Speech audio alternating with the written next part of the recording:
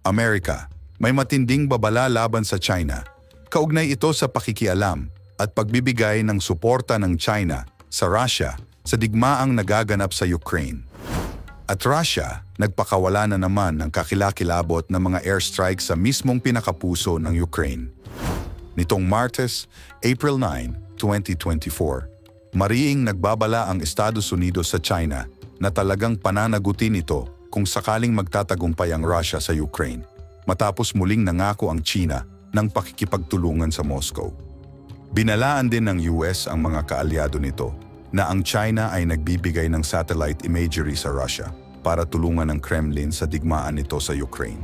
Nagbibigay din ang China ng mga microelectronics at machine tool para sa mga tangke. At noong nakaraang taon, ayon sa NBC News, tinutulungan ng China ang Russia na maiwasan ang mga sanksyon at sinusuplayan ito ng mga teknolohiya na siya namang ginagamit ng Russia sa Ukraine. Ang mismong mga defense company na pag-aari ng China ay nagpadala rin ng mga navigation equipment, mga spare parts para sa mga fighter jet at iba pang dual-use technology. Bukod pa rito ang higit sa $12 million na halaga ng mga drone at mga bahagi ng drone. Sa kabila ng mga paghihigpit sa pag-export ng US na naglalayong hadlangan ang pag-access ng Moscow sa mga chips na gawa sa Amerika at iba pang teknolohiya, nakabili pa rin ang Russia ng mga semiconductor na gawa ng US mula sa mga maliliit na kumpanyang nakabase sa China. Sa ulat ng Nikkei Asia, talagang pinapalakas ng China ang war machine ng Russia na gagamitin sa Ukraine. Sinusuportahan daw nito ang pagsisikap ng Russia sa digmaan sa Ukraine sa pamamagitan ng pagtulong sa Moscow na nagbibigay ng drone at missile technology, satellite imagery at machine tools. Noong nakaraang taon, nagbigay na ng babala sa China ang Biden administration dahil nga sa pagpapadala nito ng mga armas sa Russia na ginagamit naman ng mga Ruso sa Ukraine. Ngunit ayon sa Chinese Embassy sa Washington, ang paglapit daw ng China sa Russia at sa digmaan sa Ukraine ay hindi nangangahulugan na nagbebenta sila ng mga armas sa Russia, kundi talagang malakas lang daw ang trade relation ng China at Russia. Ngayon, sa panibagong warning ng US sa China na talagang mananagot daw ito kung magkataong mananalo ang Russia sa layunin nito sa Ukraine. Tugon naman ng China, hindi nila tatanggapin ang anumang criticism o pressure sa kanilang relasyon sa Russia. Ayon sa tagapagsalita ng Foreign Ministry ng China na si Mao Ning, may karapatan ng China at Russia na makisali sa normal na kooperasyong pang-ekonomiya at trade.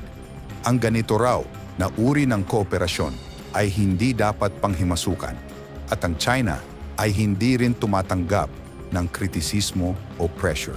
Nagbabala rin ang US Deputy Secretary of State na si Kurt Campbell sa Russia na ang patuloy na opensiba sa Ukraine sa gitna ng pagpigil sa Kongreso ng US sa pag-approve ng higit pang mga armas sa Ukraine at mga nakuhang teritoryo ng Russia ay maaaring magbago ng balance of power sa Europa sa mga paraan na hindi raw katanggap-tanggap.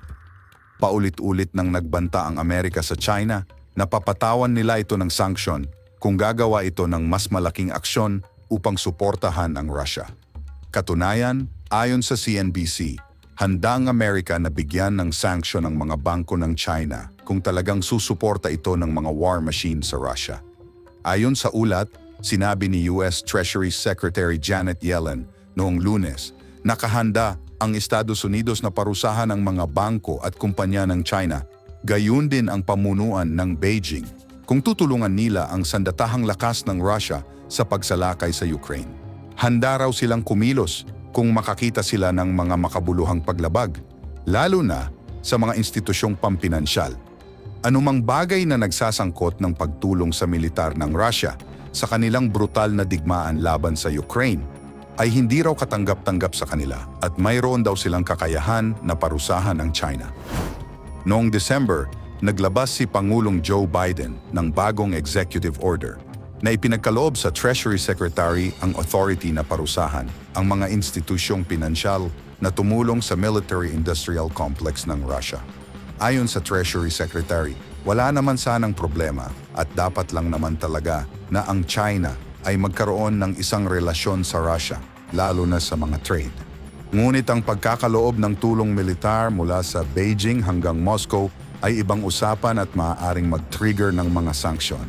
Habang nakatuon naman ang mga mata ng US sa agresibong mga hakbang ng China sa South China Sea, nangako naman ito kasama ang Japan ng isang bagong security collaboration. Ayon sa Reuters, nangako sina US President Joe Biden at Japanese Prime Minister Fumio Kishida ng new era ng strategic cooperation ng US at Japan na nagpapakita ng serye ng mga proyekto mula sa co-development ng mga missile hanggang sa manned moon landing habang kinukondem ang lumalalang pag-uugali ng China sa rehiyon. Sa isang pinagsamang pahayag mula sa isang summit sa Washington, sinabi ni Biden at Kishida na ang kanilang layunin ay bumuo ng isang pandaigdigang pakikipagsosyo sa seguridad na angkop para sa layunin, para sa komplikado at magkakaugnay na mga hamon. Pinahiwatig din ni Biden ang hindi raw natitinag na pangako ng US na ipagtanggol ang Japan gamit ang buong hanay ng kanilang mga kakayahan, kabilang ang nuclear. Sinabi rin ng dalawa na ang mga hakbang ng Japan na pahusayin ang istruktura at kakayahan ng depensa nito ay naglunsad ng bagong panahon ng pakikipagtulungan sa seguridad ng US at Japan. Meron na rin daw silang nakaplanong pag-upgrade ng kanilang mga military command and control frameworks na magbibigay daan sa mas higit na interoperability at pagpaplano sa panahon ng kapayapaan at sa panahon ng mga conflict. Ang Amerika at mga kaalyado nito, kabilang ang Japan, ay nagtatayo ng kanilang mga militar upang kontrahin ang nakikita nilang lumalaking banta mula sa China at sa mga lugar kabilang ang South China Sea at sa paligid ng Taiwan. Inihayag din ni Joe Biden at Kishida ang mga planong i-upgrade ang mga defense communications networks at i-network ang mga air defense capabilities sa pagitan ng US, Australia at Japan upang kontrahin ang mga banta ng aircraft at missile. Magtatatag din sila ng working group para sa fighter pilot training, kabilang ang AI at advanced simulators at co-development at co-production ng mga jet trainer. Samantala, isa namang malawakang airstrike ang isinagawa ng Russia sa iba't ibang bahagi ng Ukraine kung saan nagresulta ito ng pagkawasak ng power plant at iba pang mahahalagang mga gusali. Ayon sa ulat, sa 82 na mga missile at drone na pinalipad ng Russia, 18 na mga missile at 39 na mga drone ang napabagsak ng Ukraine Air Force. Ngunit ang mga nakalusot ay nagresulta ng pagkasira ng isang malaking power plant malapit sa Kyiv at natamaan ang mga pasilidad ng kuryente sa ilang rehiyon ng Ukraine. Base sa mga opisyal ng Ukraine, naging masigasig ang Russia na atakihin ang kanilang mga energy system dahil sa iilan lamang daw ang kanilang mga air defense. Sinabi naman ng Pangulo ng Russia na si Vladimir Putin na napilitan ng Moscow na ilunsad ang mga pag-atake bilang tugon sa mga pag-ataking ginawa naman ng Ukraine nitong mga nakaraang linggo sa mga energy system sa loob ng Russia.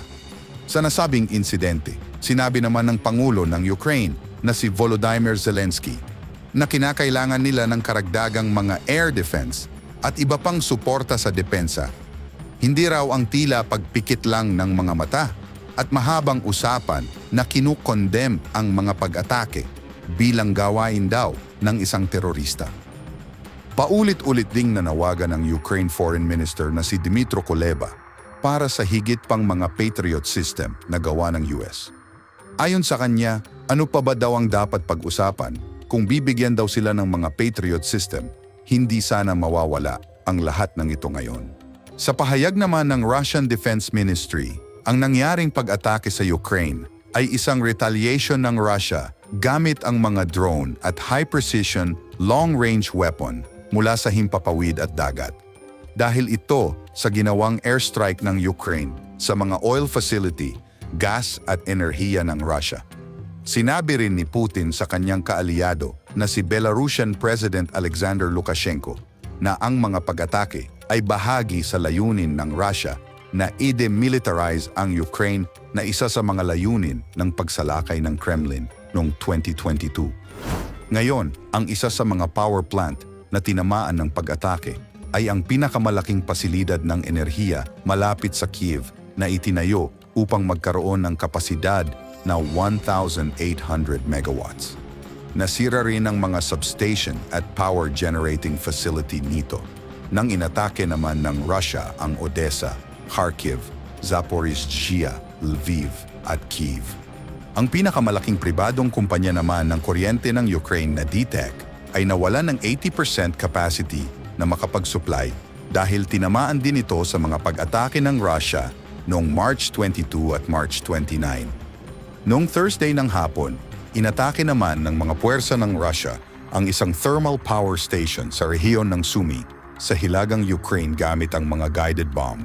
Inatake din ng Russia ang dalawang underground storage facility kung saan nag-iimbak ang Ukraine ng natural gas, kabilang ang ilan na pag-aari ng mga dayuhang kumpanya.